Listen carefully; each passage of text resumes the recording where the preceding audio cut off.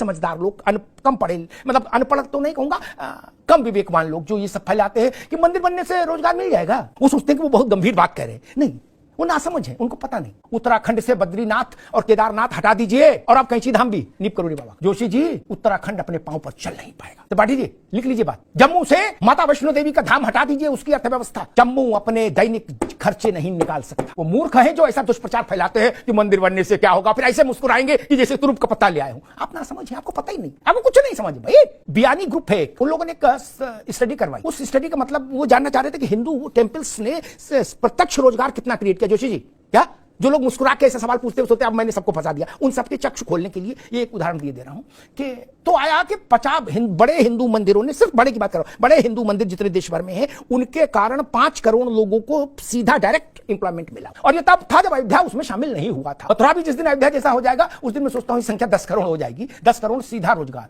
भारत में कोई सरकार केंद्रीय या राज्य की इतना बड़ा रोजगार नहीं दे सकती, पंडित जी से लेके आज नहीं दे सकती। कोई राज्य सरकार इतना बड़ा रोजगार नहीं क्रिएट कर, निजी क्षेत्र भी कोई इतना बड़ा नहीं हो सकता कि 10 करोड़ लोगों को रोजगार दे दे।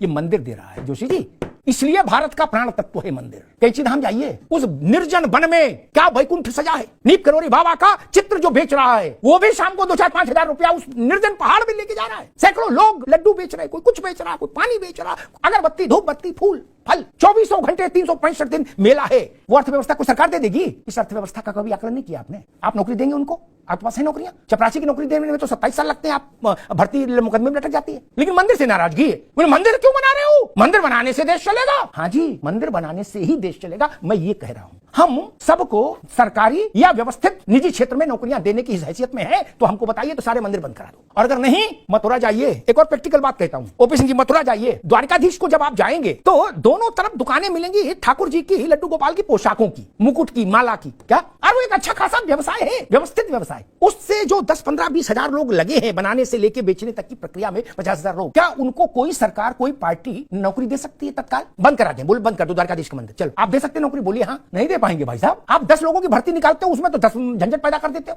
कोई पर्चा आउट, मुकदमा कह दिस कह दैट। इसलिए मैं कहता हूं, भारत के लिए मानकर चलिए, भारत के मन के लिए भी राम जरूरी है, भारत के भोजन के लिए भी राम जरूरी है, भारत के भजन के लिए भी राम जरूरी है। राम केवल भजन का विषय नहीं है, वो भोजन का भी जतन है, भोजन का भी जतन है।